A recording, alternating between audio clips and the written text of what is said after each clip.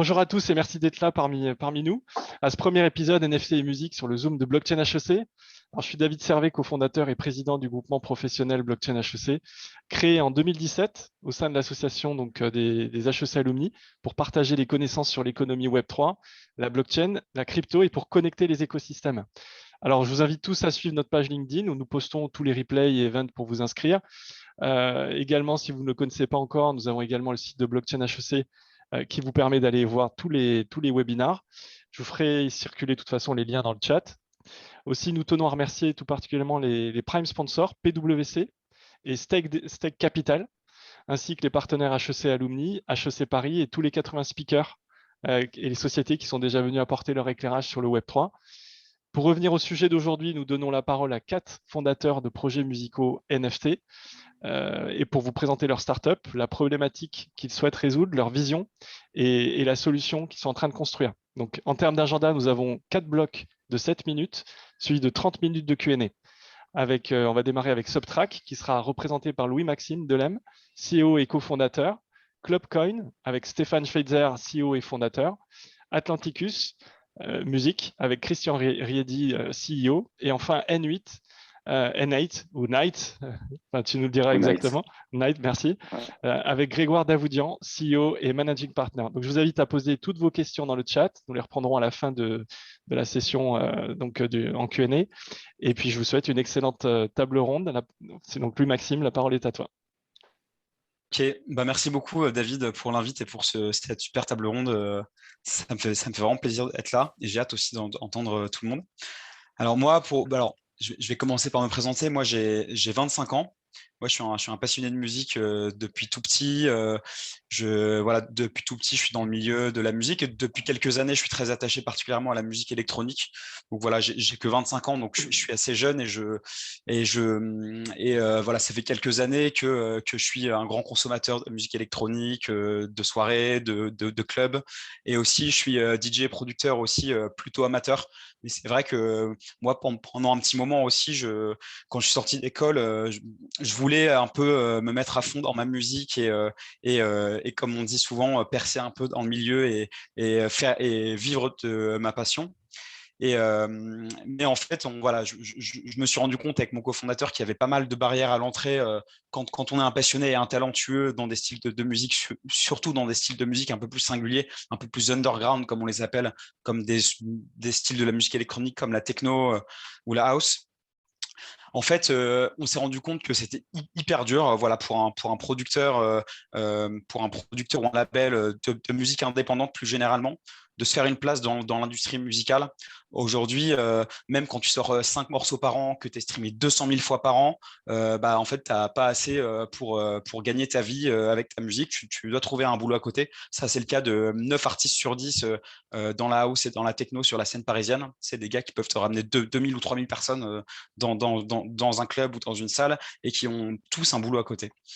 Et donc, moi, c'est quelque chose qui me frustrait beaucoup parce que je trouvais que tous ces gens que je trouvais très talentueux, notre conviction, c'est qu'ils apportent suffisamment de valeur à la société de par l'expression de leur singularité, de par l'expression de leur personnalité.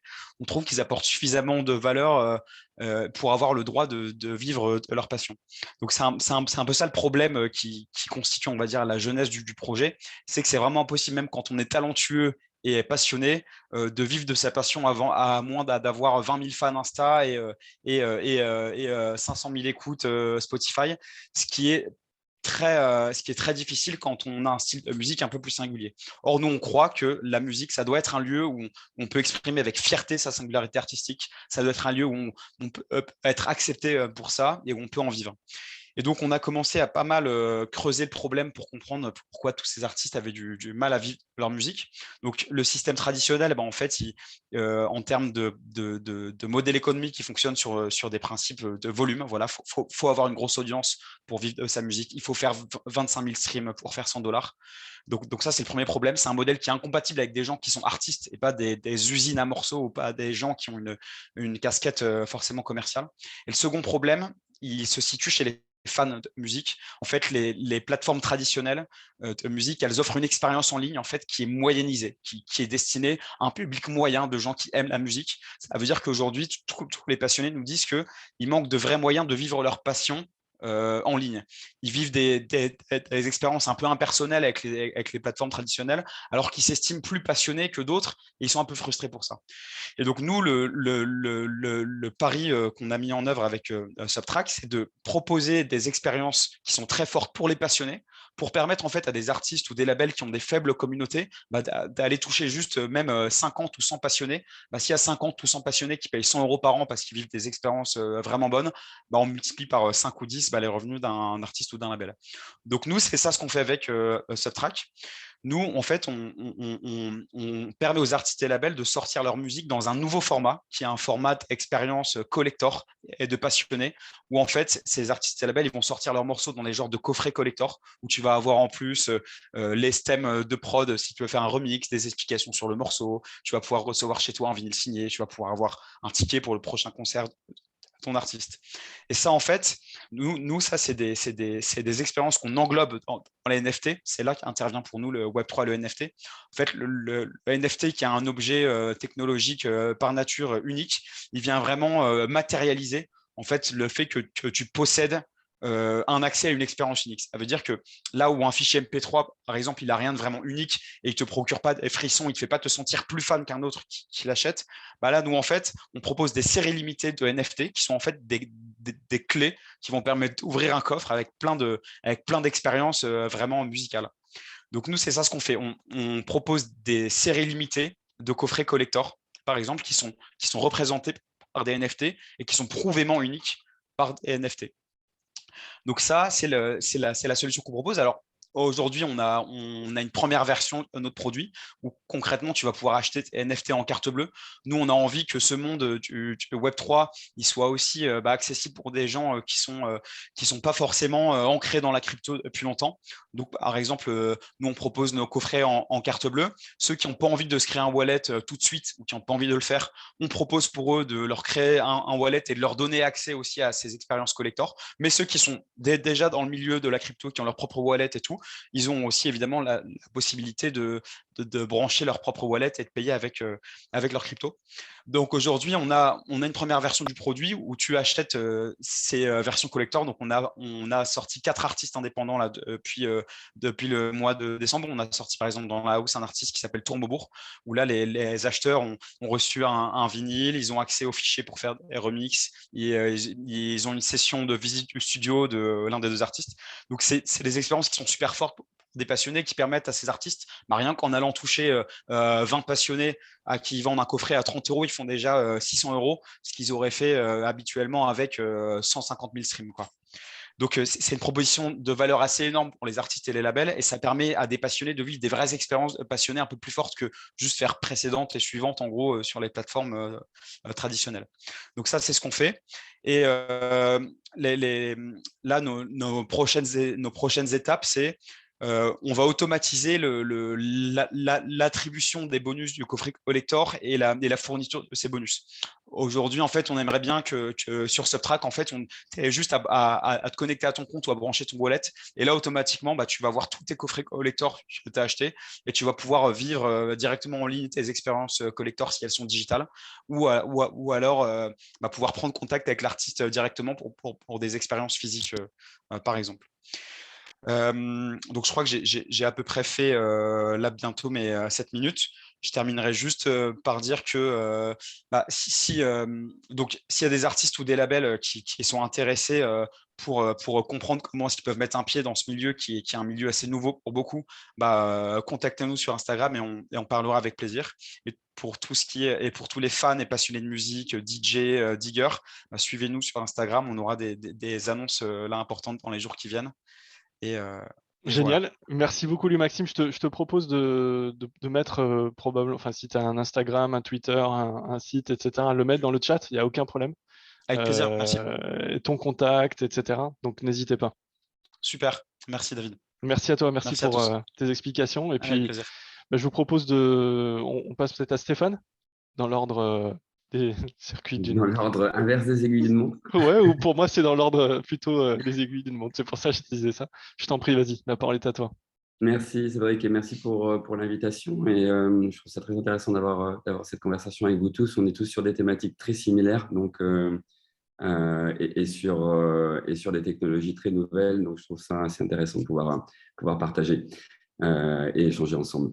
Donc, moi, j'ai aussi 25 ans, mais malheureusement, pas d'âge, mais d'expérience dans l'industrie musicale de la musique électronique, où j'ai commencé en 2000 à fonder différents labels sur des styles musicaux de musique électronique très segmentés. Donc, des labels de house, des labels de minimal, des labels de techno, des labels de trance, etc. Et puis, cette société a grossi avec une société de booking et de management d'artistes, studio d'enregistrement à Paris. On a fait pas mal de releases, d'albums, de CD, de compilations pendant une dizaine d'années. Et au bout de 10 ans, en fait, on s'est dit que donc, il y a certaines problématiques que Louis-Maxime a soulignées. Bon, on les a connues sur ces étapes de disruption aussi du marché de l'industrie musicale à travers les formats qui ont tranquillement changé du vinyle au CD, du CD au MP3, du MP3 au streaming, etc. Et toujours, quel que soit le format et le support, la nécessité, le besoin pour des artistes émergents de pouvoir avoir une visibilité médiatique qui n'était pas toujours forcément facile d'avoir avec des circuits traditionnels type radio ou autre. Donc, il y a 10 ans, on s'est dit, il nous faut, nous, notre propre média. Donc, on a monté une chaîne de télé qui s'appelle Clubbing TV, qui nous a permis, 10 ans plus tard maintenant, enfin 11 ans plus tard, de pouvoir exposer des artistes confirmés, mais aussi nouveaux en développement, dans une chaîne qui est exclusivement dédiée à la musique électronique, qui est maintenant diffusée dans 92 pays dans le monde, sous forme de télé linéaire sur des plateformes de PTV, type le câble, satellite, box, triple play, OTT, etc. Et plus ADSL évidemment. Et plus récemment, sur tous les supports de télé connectés avec l'arrivée de la télé segmentée, qui est aussi un sujet passionnant pour l'avenir de la publicité en télé. Et pour la partie NFT de ma multicasquette, on va dire, NFT, crypto, Web3, blockchain, moi j'étais depuis 5-6 ans plutôt sur le marché des cryptocurrencies. Et pendant le lockdown, on s'est largement intéressé au marché des NFT et on s'est dit comment on peut offrir non seulement aux artistes un canal de revenus supplémentaire alors qu'il n'y avait plus de live, plus de festivals, plus de concerts, plus de clubs, et aussi aux fans un lien plus fort avec les artistes en question dans un contexte où il n'y avait plus de contenu qui était produit, il n'y avait plus d'événements, il y avait plus de liens créés entre les artistes et leur communauté. Donc on a commencé par une première collection de NFT pour les fans d'un super club à Ibiza qui s'appelle Amnesia. On a fait une centaine de petits médaillons NFT sur Maker's Place qui donnaient droit à un accès VIP à vie. Et ça, on les a vendus assez rapidement, sous une quinzaine de jours. Et on s'est dit qu'il y avait une possibilité de convertir assez facilement notre audience de musique électronique, de Clubbing TV, des labels et autres médias. On a aussi une radio FM à Ibiza, d'autres médias qui sont dans notre groupe, et de les convertir vers un produit blockchain, en l'occurrence du NFT. Donc, au-delà de ça, c'était à peu près il y a 18 mois. Donc, on était assez précurseurs sur le sujet et je pense qu'on était les premiers aussi à offrir un réelle utilité IRL, comme on dit, in real life, sur le NFT. Donc, on a continué. On a fait une autre collection de 10 000 collectibles qui s'appelle Degenerate, où on a invité des stars de la musique électronique, Carl Cox, Sven Bat, Ricardo Villalobos, Maceo Plex, Paul Oakenfold, j'en passe les meilleurs, à donner une part de leur ADN digital sous forme de petites caricatures dessinées en NFT. Et on a mélangé cet ADN digital avec tout le reste des traits de la collection. On a généré 10 000 exemplaires uniques sous forme famille de l'industrie de la nuit et de la musique électronique, avec les danseurs, les bartenders, les DJ, les producteurs, etc.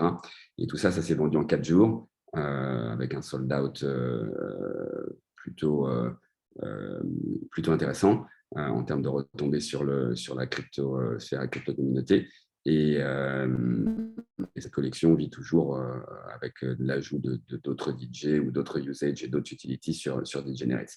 Et mon projet actuel, donc, comme tu as souligné, Cédric, c'est Clubcoin, qui vient de la réflexion de se dire, au-delà de tous ces projets qu'on avait entamés et qu'on avait menés à bien, il manquait un petit peu un projet umbrella qui puisse s'inscrire au-dessus de toutes les marques et les concepts et les collections qu'on a réalisées, celles sur lesquelles on travaille. Et ça, c'est un peu Clubcoin. Clubcoin, c'est quoi? C'est une monnaie dédiée aux fans de musique électronique, aux festivaliers, aux clubbers à travers le monde, et qui va être non seulement un moyen de paiement dans certains clubs, festivals, in real life, dans le metaverse et dans le Web 2 aussi, mais un système de loyalty programme. De la même manière que quand tu achètes un billet d'avion, tu collectes des miles et ensuite ces miles te permettent de réacheter un billet. Clubcoin utilise ce loyalty programme, mais sans t'enfermer dans une certaine airline. C'est-à-dire que demain, tu pourras consommer des drinks à Amnesia Ibiza, collecter des Clubcoins, rentrer chez toi et t'acheter un billet pour Tomorrowland sur une plateforme de ticketing, Festicket, qui est partenaire de Clubcoin aussi, sur un merchandising de DJ ou un t-shirt chez DJ Mag en UK, du coup en Web 2 sur leur shop online. Et tous ces partenaires qu'on est actuellement en train de regrouper sur l'écosystème de Clubcoin s'engagent non seulement à accepter le token comme moyen de paiement, mais aussi à mettre en place le loyalty programme pour que chaque audience et chaque clientèle de chaque marque ait accès aussi à des tokens de reward. On appelle ça le party to earn. The more you party, the more you earn. Et l'idée, c'est vraiment de créer une super communauté avec tous ces écosystèmes de marques qui elles-mêmes ont leur propre communauté respective et qui vont toutes rejoindre et pousser le projet simultanément. Donc, c'est un peu le manque qu'on a identifié, en tout cas sur la thématique de la musique électronique et la crypto-monnaie. Il n'y a pas vraiment d'autres tokens sur ce sujet-là. Et en effet, on a pas mal de traction sur le projet, donc on est assez content pour l'instant. Je mettrai dans le chat, comme tu as proposé, quelques links, le site web, et si je peux mettre le light paper en PDF, je pense que oui, dans Zoom, ça doit passer. Donc je vais verser tout ça dans le chat. Merci beaucoup, Stéphane, magnifique. Je propose qu'on switch et qu'on passe directement avec Christian, si tu veux. Christian, ça te va? Oh, ouais.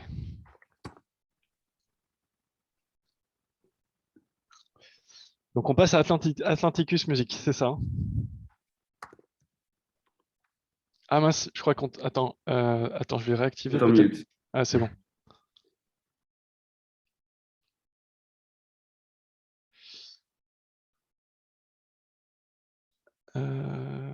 Est-ce que tu arrives à réactiver? Oui, là c'est bon, super. Ok, super. Bon, je suis également ravi d'être parmi vous. Merci David de l'invitation. Je voulais vous parler un petit peu d'Atlanticus Music. Avant tout, pour me présenter, je m'appelle Christian Rayedi et moi aussi j'ai 25 ans, mais 25 ans d'expérience dans les médias et l'entertainment, pour reprendre le gimmick de Stéphane. Et on a monté Atlanticus avec un groupe d'entrepreneurs passionnés par les médias, l'entertainment et la blockchain, avec un tropisme, et c'est peut-être mon background chez M6 puis chez TF1 qui fait ça, mais très mainstream, et de voir comment est-ce que finalement la technologie blockchain peut être adoptée par le plus grand nombre. Tac, ça c'est ce que vous voyez, et moi je dois avoir la main là-dessus. Ben non, je n'arrive pas à faire défiler. Est-ce que vous voyez les slides défiler ou pas? On voit non, on voit pas défiler. On voit la première. Non, je crois que je sais. Ok. Comme un certain nombre de personnes l'ont dit avant moi, aujourd'hui on a un problème dans l'industrie musicale. puisqu'on a plus de 95% des artistes qui touchent moins de $1 000 par an sur les plateformes de streaming. 95% des artistes sur un pays comme le UK ou la France, ça fait à peu près 400 000 personnes qui touchent moins de $1 000 par an de revenus liés à l'écoute de leur musique. Donc, clairement, il y a un problème de redistribution de la valeur de ce côté-là, alors que le streaming n'arrête pas de progresser et d'augmenter son taux de pénétration.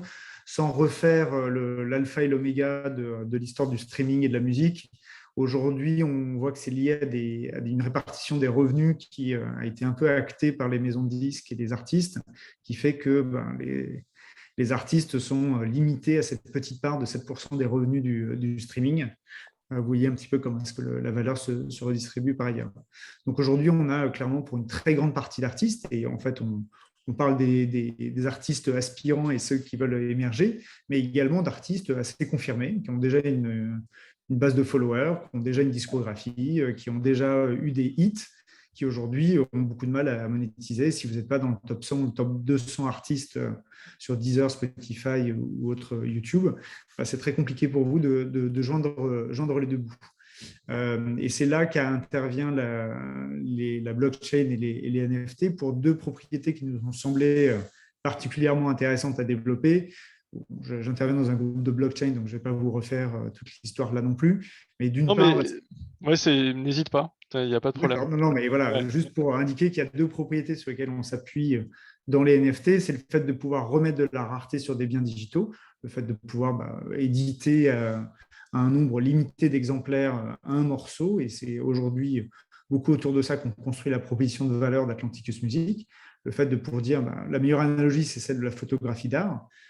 Comme dans le digital, en fait, la photo pourrait être reproduite à des millions d'exemplaires et un artiste reconnu décide pour son marché de faire une sérigraphie de 50 tirages et de vendre ces exemplaires plutôt cher à des gens qui reconnaissent son art et qui pensent que ça a une chance de s'apprécier. Donc, on s'appuie beaucoup sur cette dimension-là. Et puis, la deuxième qui nous semble particulièrement intéressante, c'est toute la dimension smart contract, le fait que vous pouvez coder dans des NFT tout un tas de propriétés liées à la circulation de ce NFT. Et un des aspects qui nous intéresse tout particulièrement dans la vision qu'on avait des NFT, c'était le fait de dire incitons les artistes à continuer à donner aux détenteurs de ces NFT, puisque à chaque fois le NFT va changer de main, les artistes continueront à toucher une royalty sur le prix de vente. Et aujourd'hui, nous, sur Atlanticus, c'est une royalty qui est estimée, qui n'est pas estimée, qui est codée dans le smart contract à 10%, ce qui fait qu'à chaque fois que le NFT change de main, l'artiste continue à toucher 10% du prix de vente à chaque fois. Ce qui est aussi une façon pour nous d'éduquer les artistes sur le fait de dire continue à donner de la valeur à ton NFT au fil du temps, puisque tu y gagneras grâce à cette carotte de la royalty. Et donc, l'analogie sur la photographie d'art, je l'ai déjà fait, mais on s'est dit, pourquoi est-ce que les artistes confirmés qui ont déjà une fanbase ne pourraient pas chercher à identifier entre 1 et 5% en général des auditeurs de cet artiste qui sont extrêmement engagés auprès de lui, qui sont prêts à dépenser de l'argent pour s'acheter une place en carré-or, parcourir des milliers de kilomètres en Europe, et donc qui sont prêts à s'engager beaucoup plus loin avec lui. Et on pense que par ce biais-là, en créant, entre guillemets, une nouvelle catégorie de produits de la part de l'artiste, ils peuvent générer des revenus significatifs. On ne pense pas que ça a vocation nécessairement à remplacer les revenus du streaming ou du live, mais on pense que ça peut être un nouveau front, une nouvelle source de revenus pour les artistes. Donc, et c'est vraiment cette expérience-là qu'on essaie de construire en s'appuyant sur ces deux briques du NFT. Donc là, j'ai pris une des chansons qui était dans la playlist de David. David, tu me pardonneras cette intrusion dans ta vie privée, mais il ne fallait pas rendre une playlist publique sur Deezer. Et donc, ça, c'est un album, une chanson de The Do que tu avais mis dans une playlist en 2021, je crois, qui s'appelait TAF, si c'est le même David Servet. Mais on pourrait imaginer que demain, David, tu sois effectivement le détenteur du NFT de cette chanson, qui aurait été tiré qu'à 100, 200, 300 exemplaires, et qu'avec la détention de ce morceau exclusif, il y ait tout un tas d'avantages qui te permettent d'avoir une relation de proximité avec ce groupe que tu apprécies, que ce soit des accès backstage, que ce soit du preview du prochain album, ou pourquoi pas un meet and greet avec le groupe d'artistes lors de son passage à Paris. Donc c'est vraiment ça qu'on essaie de construire autour de l'Atlanticus, sous forme de cartes. Alors, ça vous rappellera un peu l'univers de Sora, dans lequel j'ai un morceau exclusif et en plus tout un tas d'avantages. Alors, on joue un peu sur les raretés de ces cartes qu'on s'est fixé comme borne moins de 1000 exemplaires, mais on peut tout à fait envisager demain de faire même un morceau de musique qui soit distribué à un seul exemplaire. Et comme ils sont prêts à le faire certains artistes avec qui on discute, te donner un accès backstage à vie à tous leurs concerts, ce qui, effectivement, auprès des fans très engagés, a de la valeur. Donc, on construit une marketplace qui permet aux artistes de minter directement leur NFT sur la plateforme et après de le vendre auprès de leur hardcore fans et collectionneurs et que après les artistes, puis les acheteurs, les holders puissent éventuellement le revendre sur la plateforme.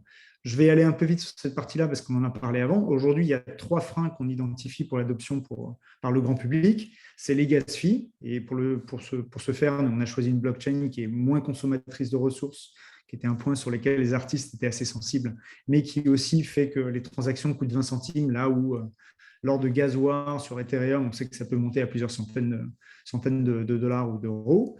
On a un deuxième frein qui est, il faut déjà connaître un peu les cryptos, déjà en avoir acheté. Et ça, on a mis aussi du paiement fiat par carte bleue directement disponible sur la plateforme. Et puis le troisième frein, et qu'on vient enfin de lever, qui était le fait de dire, quand même, pour acheter des NFT, c'est mieux d'avoir un wallet. Mais en fait, on se rend compte qu'il y a encore trop d'étapes pour un public non connaisseur pour vraiment rentrer sur ce marché-là. Et donc, on fait nous aussi ce qu'on appelle la custody de wallet, le fait qu'on détienne les wallets des utilisateurs qui viendraient s'inscrire sur la plateforme, quitte à ce que dès qu'ils se sentent prêts de voler de leurs propres ailes, on leur restitue le contenu de ce wallet sur le wallet de leur choix, un MetaMask ou que sais-je. Nos premiers pas, donc nous on est live depuis février, on a lancé un premier gros artiste qui est Ricardo Villalobos avec l'Amnésia d'Ibiza, ça rencontrera peut-être un écho auprès de vous. On a réussi à faire un sold out sur un produit qui n'était pas facile à vendre puisque l'artiste était assez exigeant sur le prix qu'il voulait le vendre et auprès de son public. On a eu un deuxième usage beaucoup plus mainstream avec Fun Radio qui voulait faire des NFT. Alors au début, ils sont venus nous voir avec une idée de logo animé. On leur a dit que c'était un peu passé de mode et que ça n'avait pas des chances de faire sold out. Et en revanche, ils ont plutôt joué le jeu quand nous, on les a sollicités en disant « mais chaque année, vous organisez ce gros concert à Accor Arena qui est le Fun Radio Ibiza Experience. Pourquoi est-ce qu'on ne vendrait pas des lifetime pass pour cette expérience ?» Et puis, le troisième gros artiste qu'on va lancer, c'est Bourraqueteur à la fin du mois, donc d'ici la semaine prochaine, sur lequel là, on est sur un artiste qui est beaucoup plus mainstream et sur lequel on cherche à engager un plus grand nombre de fans. Donc, il y aura très vraisemblablement beaucoup plus de NFT à vendre, pas avec moins d'avantages, mais voilà, on monte un peu en puissance là-dessus. Et puis, notre unfair advantage, c'est ce qui fait que grâce à certains de mes associés, on a beaucoup de connexions dans le monde de la musique électronique. La musique électronique, pour 2 raisons. La première, c'est un public technophile. Et puis le deuxième, c'est que c'est des artistes qui sont depuis de nombreuses années autoproduits. Donc, ça facilite beaucoup les relations.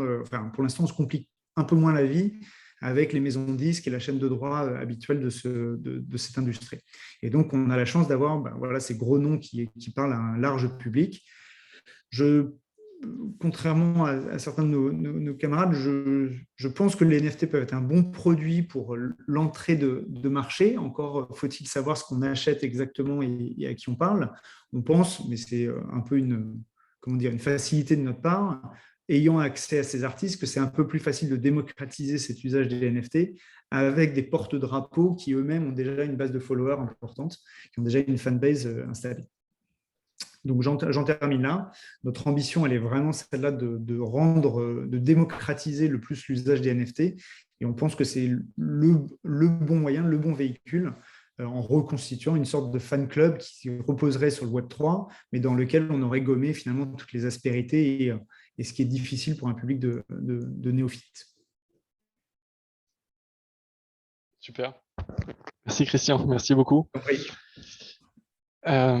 Écoute, à toi, je te laisse la parole, Grégoire, pour enchaîner. Oui, avec plaisir. Avec Night, c'est ça? Pas Night. Allez, Night. c'est ça, on dit Night. Bonsoir à tous, bonsoir David, merci pour l'invitation.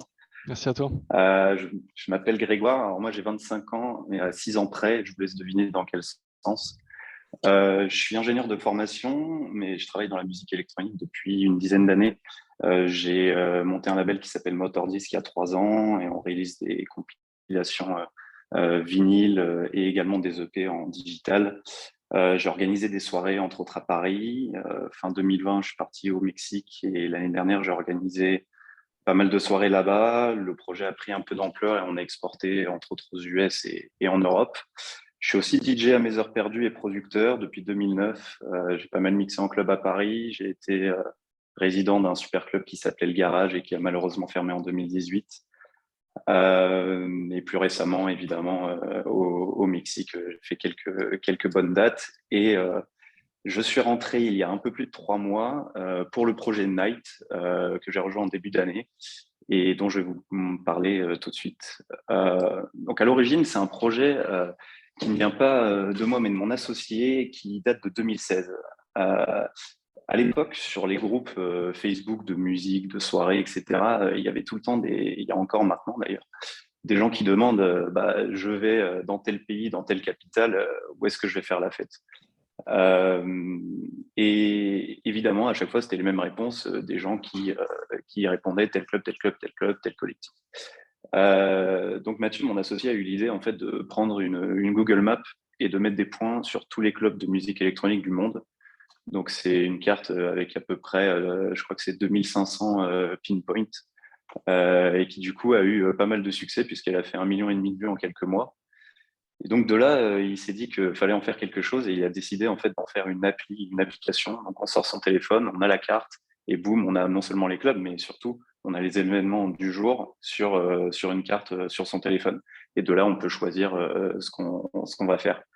Et également avec un volet dans cette appli, il y a un volet social où il y a un gros pain qui avait été identifié, c'est que aujourd'hui, on a des tonnes de groupes de discussion, de Messenger, de WhatsApp pour organiser nos soirées autour de ces événements. Et au final, on en a plein, on réutilise jamais les mêmes d'une semaine sur l'autre. Donc le but, c'est d'intégrer un chat éphémère pour chaque événement auquel on va participer avec ses amis. La bêta a été sold out assez rapidement, sauf que le Covid est arrivé, donc plus d'événements, donc plutôt de quoi faire vivre l'appli. Et peu après, on a décidé en fait de réfléchir et de voir quelles allaient être les évolutions futures en fait de cette scène, de cette industrie et puis de ce genre de service qu'on voulait proposer.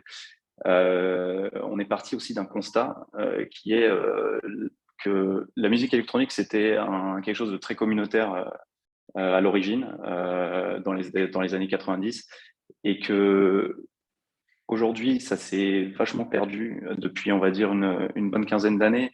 Il y a beaucoup d'événements où, on va dire, le business a pris le dessus avec la starification des artistes, les organisateurs de soirées qui parfois préfèrent s'en mettre plein les poches plutôt que de faire vivre des belles expériences au public.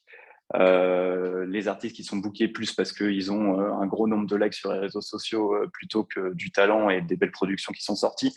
Et nous, on s'est dit qu'on voulait reconnecter un peu cette communauté et remettre un peu le public au centre de tout ça et lui redonner du pouvoir. Et on a identifié que pour être un peu là-dedans, on a identifié que le Web3, c'était un formidable outil pour y arriver.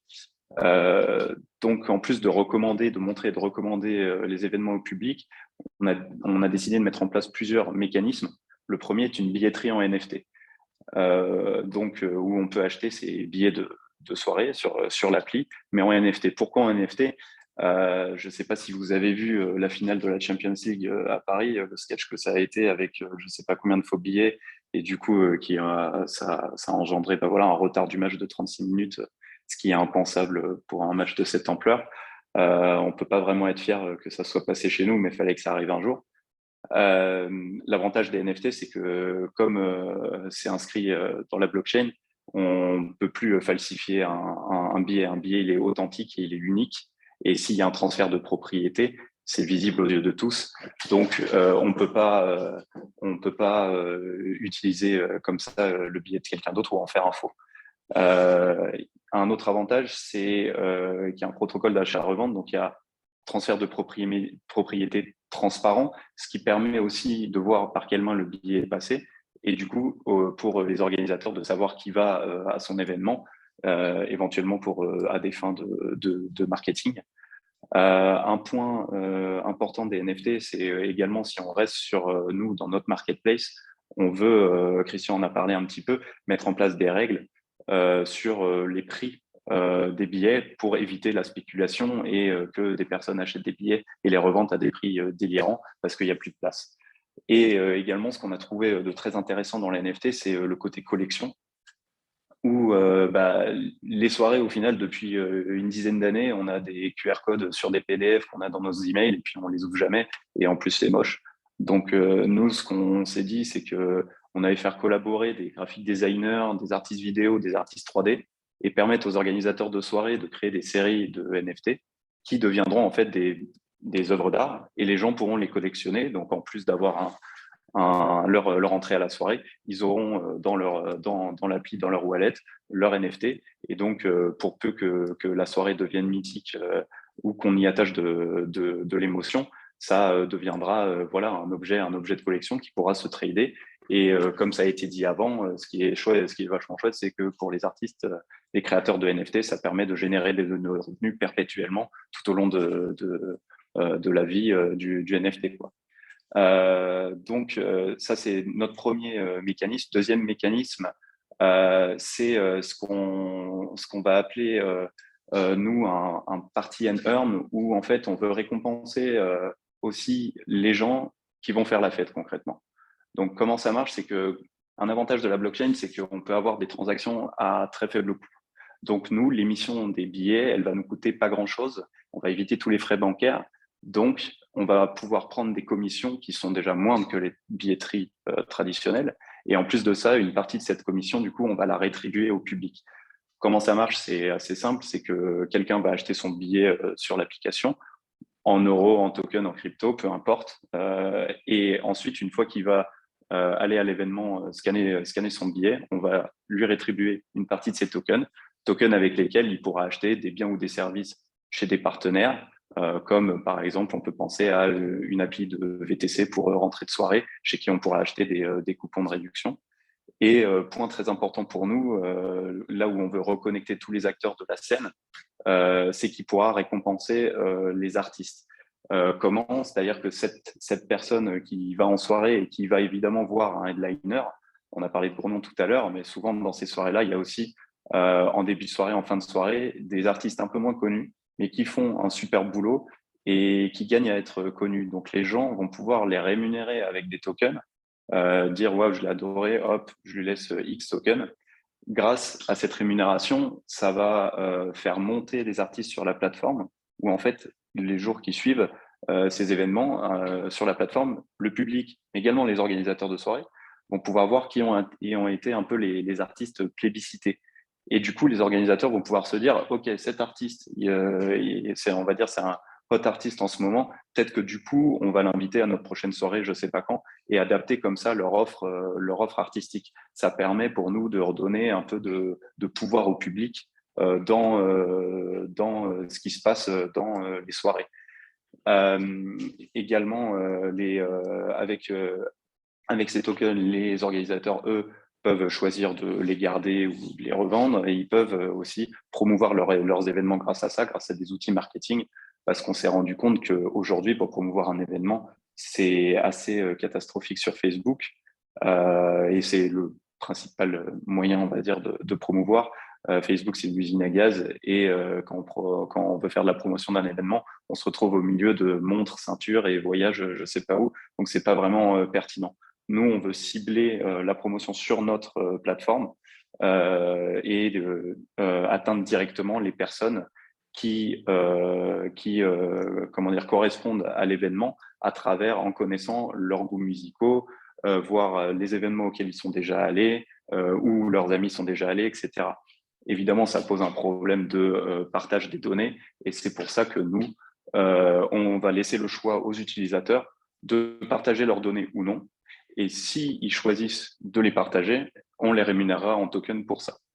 Donc, nous, on veut surtout offrir aussi une expérience très transparente parce que le public de musique électronique, c'est pas forcément un public de crypto-adopteurs à l'heure d'aujourd'hui. Et on pense que pour un marché aussi grand, un mass market, il faut donner une expérience super transparente et ensuite éduquer les gens, leur dire bah voilà ce qui se passe derrière quand vous achetez votre billet avec votre carte bleue, voilà ce qui se passe en token, etc. Donc on veut participer à notre échelle un peu à l'adoption et la démocratisation du Web3 via l'UX. On est actuellement accompagné par le Venture Studio et Rabat 40 pour la tech, la tokenomics, la communication, etc. On est en train de monter une équipe d'advisors, que ce soit dans la musique, l'événementiel ou le Web3. Et aujourd'hui, du coup, on prépare notre levée de fonds, donc c'est notre vente de tokens dans un cadre privé pour l'instant avec des business angels et des fonds d'investissement. Et on ouvrira la vente de tokens au public quand le marché ira un peu mieux, en septembre, on espère. Et on sortira normalement, si tout va bien, notre premier produit dans début 2023. Donc voilà, et si vous voulez suivre toutes ces aventures, on vous met les liens Discord, Twitter et website dans le chat. Super, merci Grégoire, merci beaucoup. Alors je vous propose de démarrer la session Q&A.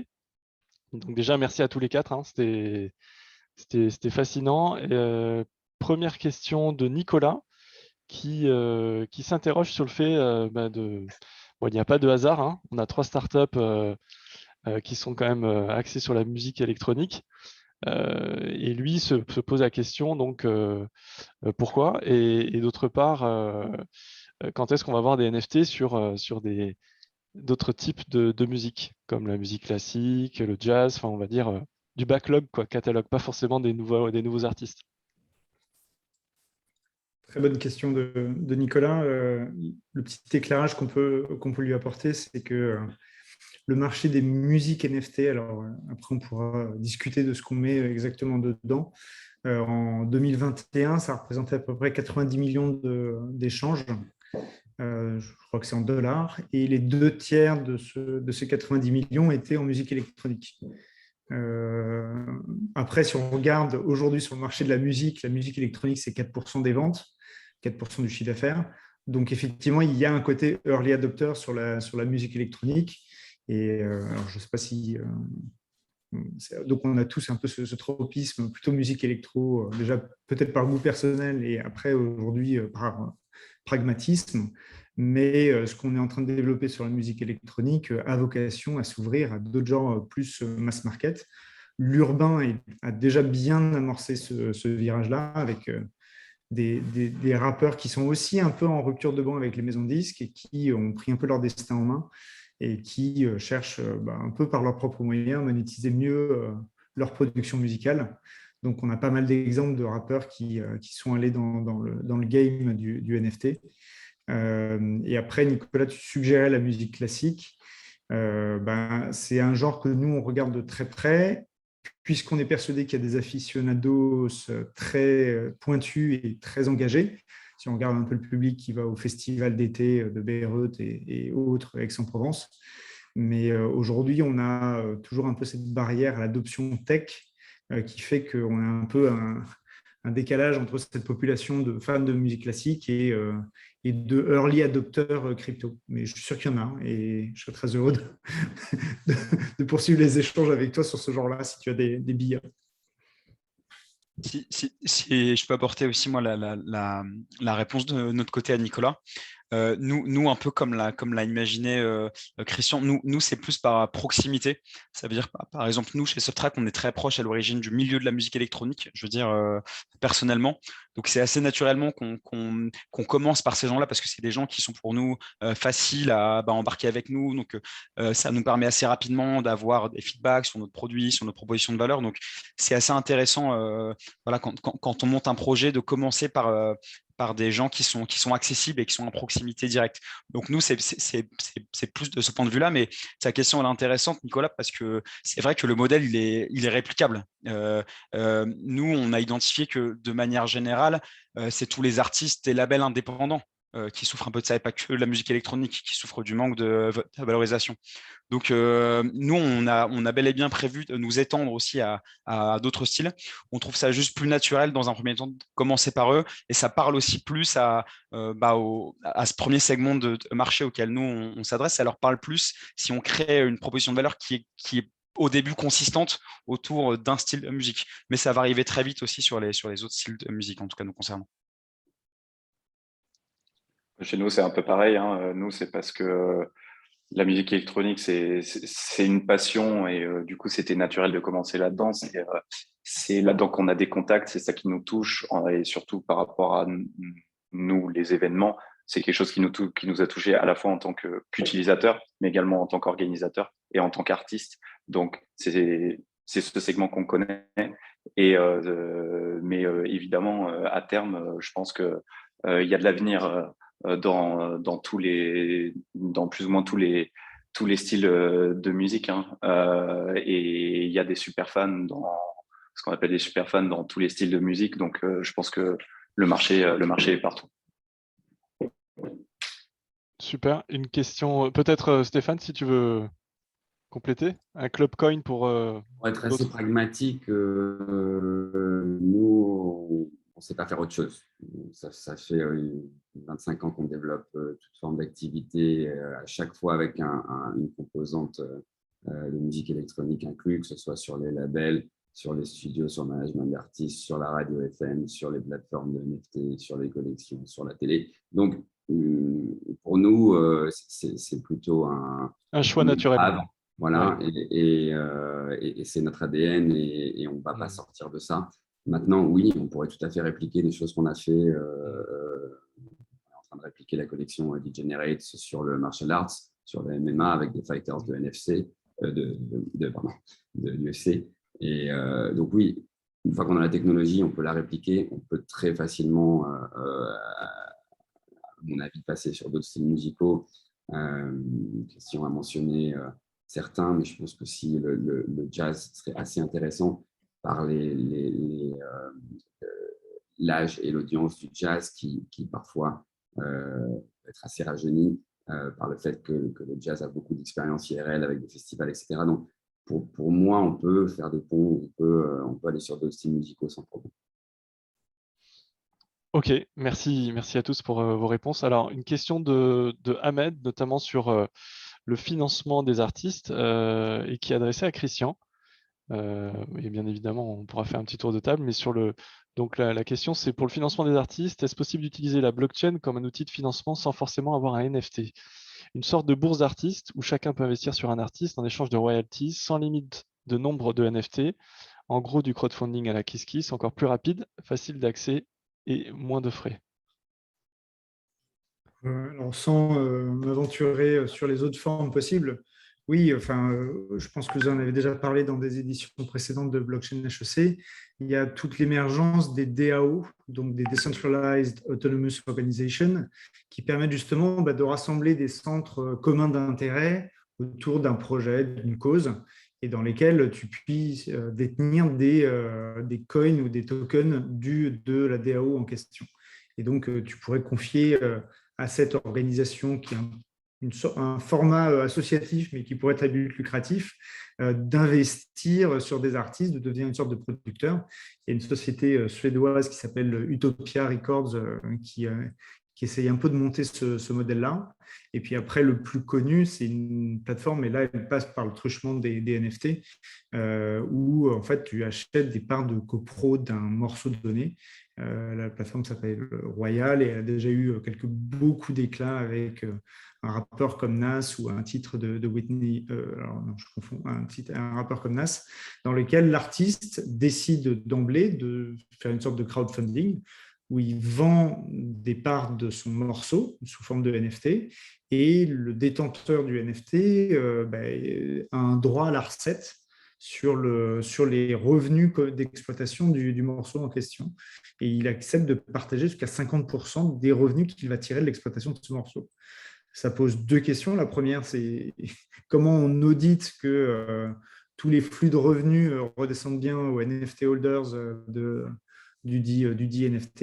Et puis la deuxième, c'est qu'en fait, très vite, et c'est le cas actuellement, ça ressemble quand même un petit peu à de l'appel public à l'épargne. Donc, Joe Biden a déjà demandé à la SEC de regarder tous ces schémas de financement de royalty sharing, puisque effectivement, tu demandes à des gens de te financer, il y a un aléa, il y a des promesses de dividendes en face.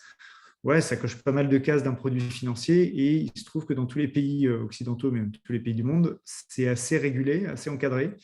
Et jusqu'à présent, la blockchain était encore un peu un no man's land qui passait un peu à travers les mailles du filet, mais plus ça grossit et plus ça commence à intéresser les régulateurs et qui voient des risques de financement du terrorisme, de blanchiment d'argent et d'évitement aussi des contraintes fiscales des différents pays. Et donc, il y a quand même tout lieu de penser que en témoignent les sorties de quelqu'un comme Christine Lagarde, que les réglementations se renforcent là-dessus et sont un peu moins favorables à ce type de schéma. Pardon, j'ai été un peu long dans la réponse, mais nous, forcément, on regarde aussi ces schémas Le schéma business. DAO. Ouais. Et en regardant quelle est leur évolution possible. Et si effectivement tout le marché va dans cette direction, on veut aussi prêt à emboîter le pas. Mais encore une fois, je pense que c'est une autre motivation, une motivation un peu plus d'investisseur qui va rechercher du rendement. Là où nous, vous l'aurez compris à travers ma présentation, on est très centré sur les fans et les usages qui peuvent se dégager de ça. Très clair. Peut-être d'autres éléments de réponse, notamment pour compléter un peu ces notions de DAO ou pas? C'est une autre question peut-être. La DAO, nous, de notre côté, on trouve que c'est assez intéressant et comme j'ai expliqué tout à l'heure, on essaye de donner un peu plus de pouvoir au public via la récompense d'artistes, mais évidemment, il y a une évolution à laquelle, en tout cas dans l'événementiel, on peut penser, c'est que carrément, les organisateurs de soirées via une DAO donnent un peu la possibilité au public de se rassembler et de voter en fait, OK, vous voulez quoi comme type d'événement, vous voulez voir quel artiste à telle date, etc. Et je pense que dans l'événementiel, ça a de l'avenir. Ok. Et moi, pour apporter une partie peut-être un peu plus conceptuelle, là où la question est est-ce qu'on doit passer par des NFT pour faire ça, Oui. ce qui est génial avec les smart contracts de manière générale, c'est qu'on peut écrire à peu près ce qu'on veut dedans. Donc, on peut très bien imaginer qu'une personne avec une adresse X, quand elle finance à hauteur de Y un projet, on inscrit son adresse dans un smart contract. Ce n'est pas forcément un NFT ou un token fongible. Et ensuite, on lui reverse des financements. Donc, c'est vrai que le NFT, les tokens, c'est un outil assez pratique pour faire ça parce que c'est des outils qui sont déjà standardisés, qui ont déjà les propriétés qui vont bien, d'échange et tout qui suivent. Mais c'est vrai qu'a priori, on n'est pas obligé de passer par des NFT pour faire du reversement de royalties ou du crowdfunding, par exemple. Un simple smart contract suffit en théorie. Voilà, c'était un peu plus conceptuel. Non, très clair. Merci beaucoup. Merci. Peut-être Louis, peut-être Stéphane, si tu veux ajouter quelque chose? Non, c'est bon. Une autre question, alors là je pense que ça va être un petit tour de table, on va peut-être commencer par Stéphane. C'est un melting pot de plusieurs questions. Donc il y avait Jérémy, il y avait Mi également, qui posait la question, je la divise en 3 points, sur la rentabilité de vos projets, sur le financement de vos projets et où vous en êtes, ce dont vous avez besoin aujourd'hui, si c'est possible de le communiquer ou pas, et puis surtout pour financer quoi. Oui, je peux commencer. Alors, nous, en général, on finance tout sur des fonds propres, de par les autres activités qui existent déjà, qui sont un peu notre core business et qui nous permettent de dégager une certaine enveloppe d'investissement sur des nouveaux projets, et en l'occurrence, ces collections de NFT. Rentabilité, les break-even sont quand même assez raisonnables sur ce type de projet. Et sur Clubcoin, où là, on a une émission de tokens. Évidemment, il y a une partie de private sales avant l'IO et le listing qui nous permet de développer la partie tech du projet, de payer les devs d'amener le projet à bien avant le départ du listing. Mais à part Clubcoin, on est en fonds propres. Ok, et en termes de rentabilité peut-être, ou modèle économique, ou plus globalement parlant? La rentabilité sur les collections de NFT, on a des break-even bas. Donc la rentabilité est assez facilement atteinte. On essaie de bien faire attention à nos communautés et à la viralité que peut avoir le projet avant la date du drop, pour être certain qu'on ne se retrouve pas dans une situation compliquée, de ne pas être sold out comme c'est le cas de beaucoup de collections sur les derniers mois. On essaie aussi toujours de lancer les collections dans des marchés d'uptrend, des moments où il n'y a pas de war, de gas fees, avec des gros projets qui se lancent en même temps, des blue chips, etc., pour reprendre ce que Christian soulignait d'ailleurs sur les war de gas fees. Donc, en contrôlant un peu tout ça, on n'a pas trop de soucis de rentabilité. Très clair. Donc le modèle économique, c'est sur le NFT direct avec... Vas-y, je te laisse. Oui, sur le modèle économique, nous, on le base systématiquement sur les primary sales, donc sur le drop, et les secondary sales, c'est-à-dire que c'est du bonus pour ramener des nouveaux usages ou des nouveaux utilités pas forcément annoncés dans la roadmap. Super, merci. Louis-Maxime, tu veux enchaîner? Ouais, j'ai donné mon élément. Déjà, c'est une bonne question et c'est une question importante à se poser dès le premier jour, mais ça de manière générale en l'entrepreneuriat. Donc, je vais commencer sur la rentabilité. Pour être rentable, il n'y a pas de secret, il faut un bon modèle économique et faire des ventes et avoir des clients. Donc, nous, par exemple, alors c'est vrai que quand on produit des très gros artistes, on peut être rentable avec peu de sorties et peu d'artistes. Dans notre cas, avec Subtract, comme nous, on aide avant tout des artistes indépendants un peu plus petits qui sont pas encore sur le devant de la scène. Donc, nous, on a d'autant plus besoin, je pense, d'avoir un modèle économique vraiment solide. Alors, pour nous, du coup, il n'y a pas de secret. Nous, on va devoir faire du volume. Ça veut dire qu'on va devoir sortir beaucoup d'artistes et de labels à terme pour être break-even. Parce que nous, notre modèle économique, donc on a une commission sur les ventes de coffrets. Donc ça, c'est le premier canal de revenus classique. Et c'est vrai que ça peut être un peu léger quand on sort des petits artistes. Alors nous, on a aussi d'autres canaux de revenus. Par exemple, on permet à des artistes ou des labels de s'abonner pour avoir des fonctionnalités supplémentaires. Tous les utilisateurs qu'on va acquérir progressivement au fil de notre vie, on va aussi leur proposer d'autres valeurs que juste acheter des coffrets, des expériences de digging un peu plus fortes, un peu plus gamifiées, un peu plus personnalisées. Donc nous, pour être rentable, voilà, il faut pour nous, je pense, plusieurs canaux de revenus ou sortir des très gros artistes. Et sur la question des financements, alors donc là, il y a deux possibilités. Il y a les financements classiques de start-up. Donc souvent, voilà, quand on commence, on va chercher les fonds non dilutifs, les subventions, les prêts d'honneur. Donc c'est par exemple ce qu'on fait. On va chercher ces premières poches de financement non dilutifs. Donc ça finance en moyenne à ordre de 100 000 euros. Pour donner un ordre de grandeur quand on commence un projet. Mais très vite, en fait, quand on veut accélérer, on a besoin de financer plus de dev, plus de force de vente, plus de marketing. Et donc, en fonction d'à quelle vitesse tu veux accélérer, d'à quelle vitesse tu veux aller, avec des concurrents qui vont vite, il y a assez rapidement besoin de lever des fonds un peu plus conséquents. Donc à partir de ce moment-là, de manière assez classique, on s'adresse à des VC, à des fonds d'investissement pour lever des fonds un peu plus conséquents. Par exemple, nous donc là, on a commencé les rounds non dilutifs, donc toutes les subventions, et on va très vite là se diriger vers une levée en seed pour nous étoffer, pour accélérer plus vite, pour avoir de la force de dev, commercial, marketing. Et le deuxième poste de financement qui est assez nouveau et intéressant avec blockchain, mais on en parlait avant, c'est tout ce qui est le financement DAO. La blockchain et les DAO, par exemple, offrent des nouveaux moyens très intéressants de se financer directement auprès de ses futurs utilisateurs ou de ses futurs clients.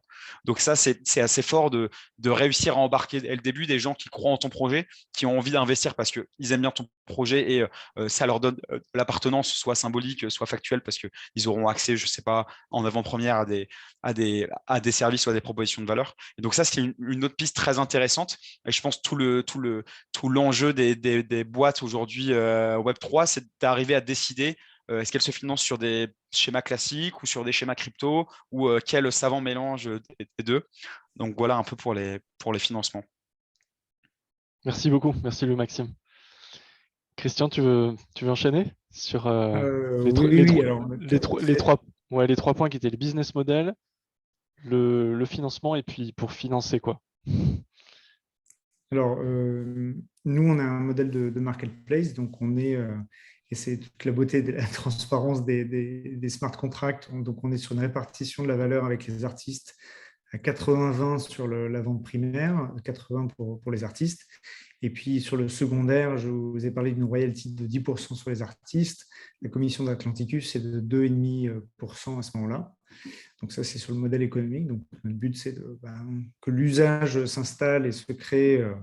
Et c'est aussi pour ça qu'on mise sur des noms qui sont susceptibles de générer pas mal de traction sur la plateforme.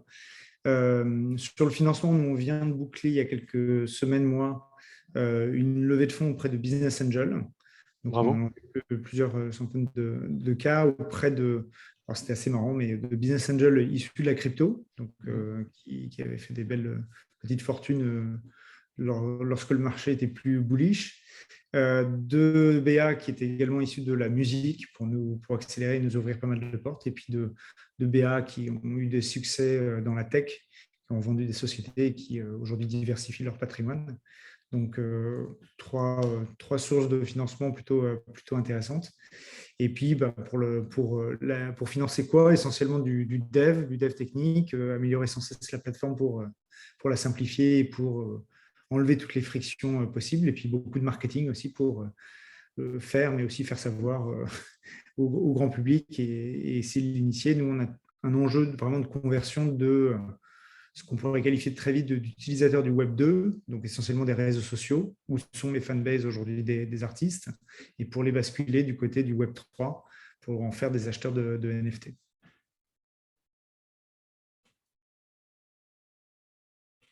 Excusez-moi. Ouais, je te laisse répondre, Grégoire, pour la suite. Je vais juste aspirer là. Ouais. Donc de notre côté, nous, notre business model, évidemment, comme j'en ai parlé, c'est sur la billetterie. Donc on va prendre des commissions sur chaque billet qui est vendu sur l'appli. Donc plus on vendra de billets, plus on aura d'événements sur la plateforme, plus on vendra de billets, plus on aura de revenus. Également, on offre la possibilité aux organisateurs donc d'utiliser des outils marketing pour cibler la promotion d'événements. Ça, évidemment, ça aura un coût pour eux, mais qui sera moindre que sur les plateformes traditionnelles. Mais c'est notre deuxième source de revenus. Et la troisième source de revenus, c'est ce qu'on appelle le baking. Donc, on a choisi de mettre notre projet sur la blockchain Tezos parce qu'elle répondait aux contraintes techniques dont on avait besoin pour faire du ticketing, à savoir quelque chose de rapide avec des frais de transaction faibles. En plus de ça, c'est français et elle consomme pas beaucoup d'énergie. Donc, pour nous, c'était un choix assez évident. Et on compte s'engager dans le réseau Tezos en ayant notre propre nœud. Et du coup, ce nœud, en validant les transactions, va nous générer des revenus également.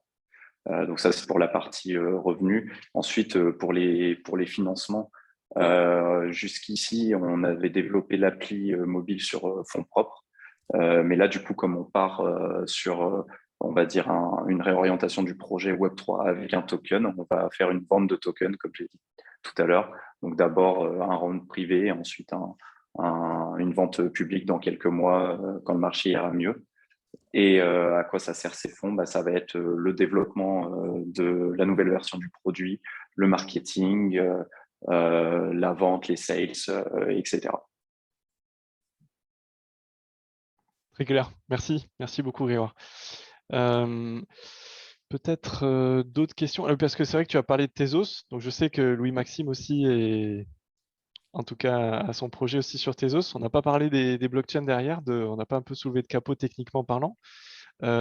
Stéphane et Christian, quelques mots peut-être sur différentes blockchains que vous utilisez, les problématiques d'interopérabilité peut-être aussi, qui sont sous-jacentes à cette industrie. Ouais, Ouais. nous, pour les collections de NFT, on est sur Ethereum. On n'exclut pas d'en faire une sur BSC, sur Binance. Et pour Clubcoin, donc on a minté les tokens sur Ethereum, mais on les bridge sur une blockchain qui s'appelle Liquid Chain, qui est une base de proof of peers et qui est une blockchain plus écologique avec de l'instant transactions et des gas fees quasiment inexistantes. D'ailleurs, qu'on aura probablement l'occasion de rencontrer et de faire venir sur le Zoom de oui, Blockchain HEC. je parle avec Avec Sébastien, Sébastien, le exactement. fondateur de Liquid Chain. Donc, c'est Sébastien et sa blockchain qui nous permettent d'avoir des transactions en temps réel dans les clubs et dans les festivals lors de l'usage des club coins comme moyen de paiement et tout en restant green. Okay. Et tout en restant green. Merci. Merci Stéphane. Et Christian? Je l'ai rapidement mentionné quand on a commencé à réfléchir à Atlanticus il y a un peu moins d'un an.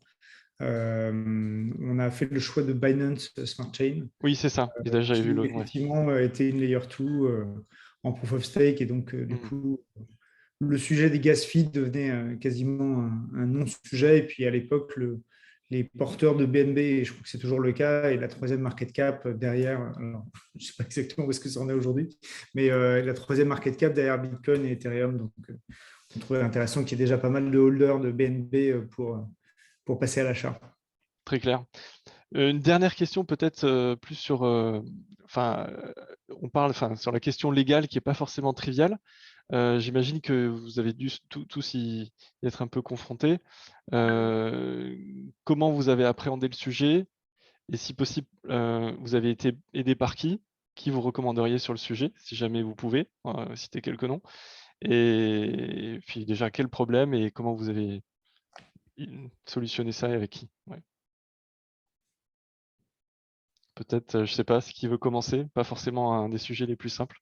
Alors, je vais commencer en expliquant nous notre approche. Alors, en fait, l'avantage des smart contracts, c'est que on peut y écrire un peu ce qu'on veut, c'est un peu ce que je disais tout à l'heure. Et donc, on peut en partie lier des contrats et des assertions légales en fait à des smart contracts. Donc, par exemple, nous, quand on vend un NFT, on octroie en le nom d'un artiste ou un label une licence transférable, parce qu'il est revendable, d'écoute exclusive à celui qui l'achète. Et donc, pour appréhender la partie légale, pour nous, en fait, il suffit de mettre soit dans un contrat qu'on signe avec l'artiste, c'est ce qu'on faisait au début, c'est un peu plus lourd, donc là maintenant, on va mettre ça en place dans de simples CGV ou CGU, mais en gros, il suffirait de mettre dans tes CGV, dans tes CGU, les conditions légales que tu veux associer aux détenteurs de NFT. Donc en fait, pour nous, les mêmes règles s'appliquent que dans la musique traditionnelle. On dit juste que ces règles, elles s'appliquent en tout temps à celui qui possède le NFT. Et donc, par exemple, quand on possède une licence d'écoute via un NFT et qu'on le revend, a priori, on n'a plus trop le droit. Et donc, par exemple, si un NFT a été sorti, si un morceau de musique a été sorti uniquement via NFT et que ce NFT il est revendu, si le premier qui l'a eu a eu le droit de télécharger le MP3, il n'y a rien qui l'empêche techniquement de jouer ce MP3 en soirée, mais la partie légale dit que c'est seulement le détenteur du NFT qui a le droit de le faire, par exemple. Donc, en fait, pour nous, c'est les règles musicales classiques d'un point de vue légal, et on les fait appliquer dans des contrats ou dans des CGV aux détenteurs des NFT, en fait. On les fait peser sur eux. Et donc, nous, on s'est fait accompagner par des avocats qui sont spécialisés dans le droit de la musique et aussi également par des avocats plus comptables qui, eux, surveillent les législations qui ne sont pas très stables et qui bougent et qui vont encore évoluer sur la manière dont on comptabilise, dont on fiscalise, tout ça. Donc, c'est vrai que la partie légale était en tout cas pour nous une partie assez importante et il faut s'entourer de compétences légales, que ce soit du point de vue de la musique ou du point de vue comptable ça fiscal pour faire ça bien. Parce que nous, on pense que ce qui va rester à la fin et ce qui a plus de chances de bien marcher, c'est des projets qui, dès le début, ont à cœur de respecter un peu ces contraintes légales. Parce que on tend vers une situation où tout va être légiféré et un peu plus stabilisé. Très clair. Merci Lou Maxime. Peut-être qui voulait. Ouais, si tu veux, je peux enchaîner. Donc, je rejoins Louis Maxime sur le sujet NFT. On est plutôt sur des contrats de licence ou des évolutions de contrats de licence classiques, que ce soit non exclusif ou exclusif, avec une notion de transfert du droit qui est cédé, du droit qui est acheté pour les ventes de second marché. C'est un tout petit peu plus touchy sur les tokens, où là, tout le sujet réside à ne pas se faire qualifier son token en security et que ça reste un token d'utility pour les multiples raisons que Christian a commencé à expliquer un petit peu avant. Et pour ça, nous, on a travaillé avec un cabinet qui s'appelle Kramer-Levin et notamment un lawyer français qui est un peu le pompe de la crypto qui s'appelle Hubert de Poplan, que je recommande.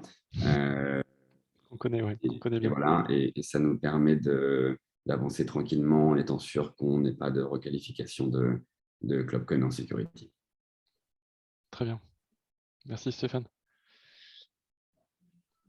Pour rebondir sur ce que disait Louis-Maxime, on a un peu la même vision. On a envie de faire des choses propres dès le début pour pas se retrouver piégé le jour où il y aura des lois, des contrôles, etc. Donc, on est accompagné par Stéphane Daniel qui a monté le cabinet Disney Partners récemment. On a des grosses contraintes légales parce qu'on va permettre aux gens, on va faire du custodial, donc on va permettre aux gens de stocker leurs assets donc dans des wallets dans l'appli. Donc, il y a des grosses contraintes à ce niveau-là et on va proposer du staking. Donc, dernièrement, faire du staking, ça requiert un PSAN. C'est passé il n'y a pas longtemps. Et donc, pour tout ça, oui, on a besoin d'un accompagnement fort et c'est ce qu'on est en train de mettre en place. Excellent. Merci Grégoire. Enfin, Christian. Oui, tu veux... ce qui a été. Vas-y, pardon. Non, vas-y, je t'en prie. Non, mais sans répéter ce qui a été dit auparavant, en fait, c'est vrai qu'aujourd'hui, on est une terra incognita dans ce domaine-là. Et par défaut, on est maximaliste. C'est-à-dire que, en fait, quand on achète un NFT de musique, on achète juste un droit d'écoute privé dans le cercle familial.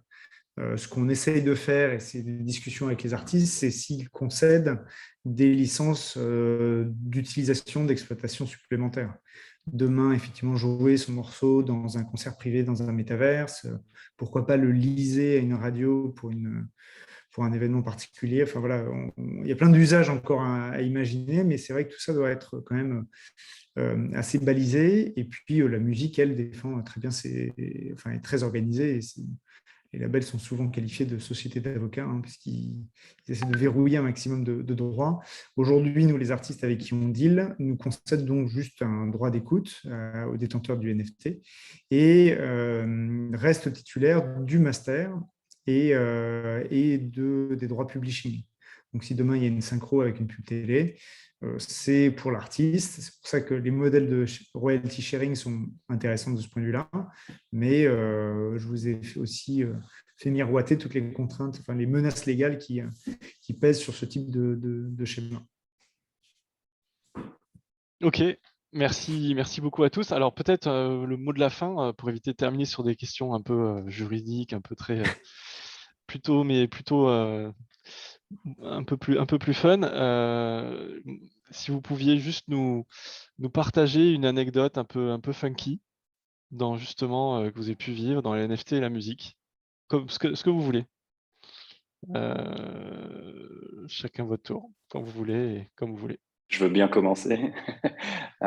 C'était pas plus tard qu'il y a un peu plus d'un an, j'ai organisé une soirée au Mexique, pas loin d'une ville qui s'appelle San Miguel de Allende, qui est magnifique et que je recommande d'ailleurs. Et en fait, on avait ramené toute la production d'un événement, donc dans un endroit qui est censé accueillir des événements, genre des mariages, des choses comme ça. C'est magnifique, dans une colline au milieu des champs de cactus. Donc, on ramène tout le son, les barman, tout. Et évidemment, on avait fait un événement en ligne avec une billetterie. Et on arrive là-bas et en fait, il n'y a pas de réseau et le Wi-Fi ne marche pas. Et donc, en fait, on a 400 personnes qui arrivent avec des billets qui vont ouvrir leur appli en ne puissant pas ou accéder à leurs billets. Et donc, on a en catastrophe imprimé une liste PDF des noms de tout le monde et on a rayé les noms de tout le monde. Voilà. Back to the roots. Voilà les aléas de ce genre de business. Et ça sera la même chose avec des NFT ou pas. Donc, il y aura des contraintes. Il y aura encore ces contraintes-là. Non, merci Grégoire. Peut-être une autre. Alors moi, j'ai une anecdote, mais qui est moins liée au NFT et à la musique que la pièce dans laquelle je me trouve. En fait, je ne sais pas si vous l'avez vu, mais je suis dans une espèce d'abri de jardin un peu improbable, avec un frigo et un évier devant moi, genre un truc qui fait 3 mètres carrés. En fait, je suis dans le Lot et on a eu un orage monumental là à midi, et tous les Wi-Fi et les trucs du genre se sont déconnectés. Moi, j'étais en télétravail chez un pote, alors là, une demi-heure avant le truc, je cherchais en catastrophe un spot où il y a de la 4G, et il se trouve que dans cette espèce d'abri de jardin de 2 mètres carrés, j'avais 2 barres de 4G. Donc voilà, dans cet endroit improbable, faire une conférence. Je confirme. La musique. C'est pas du bluff, je confirme. On a fait un essai avec Louis-Maxime 30 minutes avant l'événement. Donc merci beaucoup Louis-Maxime pour avoir pu participer et finalement t'as eu du réseau, donc c'est super. Ouais, c'est super, tant mieux. Merci beaucoup. Et peut-être Christian ou Ouais, Stéphane? pour rebondir, Ouais. et ça souligne aussi que en fait, tout se passe bien tant que tu es juste dans la détention du token, mais dès que tu es dans la réalisation des expériences qui sont liées au token, tu repasses dans le monde réel et le bridge entre les deux n'est pas encore tout à fait automatisé. Nous, alors c'est juste une anecdote, mais on a du soutien téléphonique à ceux qui n'arrivent pas à acheter, c'est-à-dire qui sont vraiment au balbutiement de leur expérience dans les cryptos. Et donc, de guider quelqu'un par téléphone sur comment installer un MetaMask et comment activer les extensions Chrome pour qu'il puisse l'utiliser, c'est assez cocasse. Et donc, donc, on est en train d'imaginer un service entièrement téléphonique pour acheter des NFT où tu prendrais je plaisante, quoique peut-être à moitié, mais en disant le bon vieux téléphone fonctionne aussi pour onboarder des gens dans la crypto. Excellent. Et peut-être Stéphane? Oui, moi je dirais que, alors, je ne sais pas si ça relève de l'anecdote ou de la situation un peu compliquée, mais c'est vrai que quand on a signé ces 33 DJ sur Degenerate il y a plus d'1 an, à chaque fois qu'on abordait le sujet NFT, tout le monde nous disait NF quoi, c'est extrêmement compliqué. Je me suis retrouvé donc dans un backstage à Ibiza avec 130 décibels de musique à expliquer à Ricardo Villalobos que c'était qu'un NFT alors que lui-même ne gère pas ses réseaux sociaux, à peine un email, n'a pas de Facebook, pas d'Instagram, etc. Et là, ça m'a coûté quand même. Ça m'a coûté. Excellent. On est arrivé, c'est le principal. Exact, petit à petit. Moi, j'en ai une dernière rapide qui est plus sur la NFT, donc peut-être un peu plus intéressante pour le sujet. C'est lié en fait au fait que la blockchain est un peu est indélébile et permanente. Alors nous, dans notre première mise en prod, donc on avait bien préparé à l'avance notre smart contract qu'on allait déployer, les NFT qu'on allait minter dessus. Et alors à l'époque, on faisait c'était un format de vente aux enchères. Et dans notre back-office, qui à l'époque était une espèce d'interface, pas vraiment un back-office, un truc un peu à la mano, je m'étais trompé sur le prix de vente. Genre, je les avais mis en vente genre 5 minutes avant le truc pour pas que les gens achètent avant. Et un truc qui devait être à je sais plus, 100 €, je l'avais mis à 1. Je m'étais gouré dans les zéros. Donc, il s'est passé un temps de prod pendant 5 minutes où les gens pouvaient acheter ce truc à 1 € alors qu'on avait sorti qu'un. Et donc, en catastrophe, j'ai contacté les devs en mode putain, il me faut un nouveau smart contract maintenant. Donc, c'était un peu ça m'a fait expérimenter le côté un peu tricky et indélébile de la blockchain. En fait, comme j'avais mis un mauvais prix, on a dû redéployer tout un contrat, remonter les NFT dessus en catastrophe. Bon, il se trouve que maintenant, on a déployé des contrats un peu plus agiles. On peut modifier ce genre de choses en live, mais en tout cas, ça nous a bien appris qu'il fallait faire attention, en tout cas, dans les passages en prod sur des sujets blockchain et smart contracts. Carrément. Mais écoutez, non, mais déjà, merci infiniment à tous les 4. Je vous ai mis dans le chat une invitation à la soirée, la release party qu'on fait pour le drop de Burak Yetter mercredi prochain à Cova Santa à Ibiza. Donc, on invite tous les membres de Blockchain HEC à assister à la soirée au drop de Burak. Merci beaucoup, Christian. J'ai laissé mon email dans le chat. Merci Atlanticus Music et merci beaucoup Christian. Ouais. Puis évidemment merci à tous les 4, merci à tous ceux qui ont pu participer également et puis je vous souhaite une excellente soirée. On se dit peut-être dans 6 mois, dans 1 an pour refaire le point et puis d'autres anecdotes croustillantes. Et puis surtout plein de bonnes vibes, plein de bonnes réussites à tous et puis on se dit à très vite. Merci beaucoup. Et aussi Stéphane, Christian Grégoire, c'était cool d'entendre vos projets et d'échanger avec vous tous. Merci beaucoup. Yes, c'est clair. Merci à tous. Merci à tous. Merci à bientôt. Merci beaucoup. Ciao. Bonne soirée.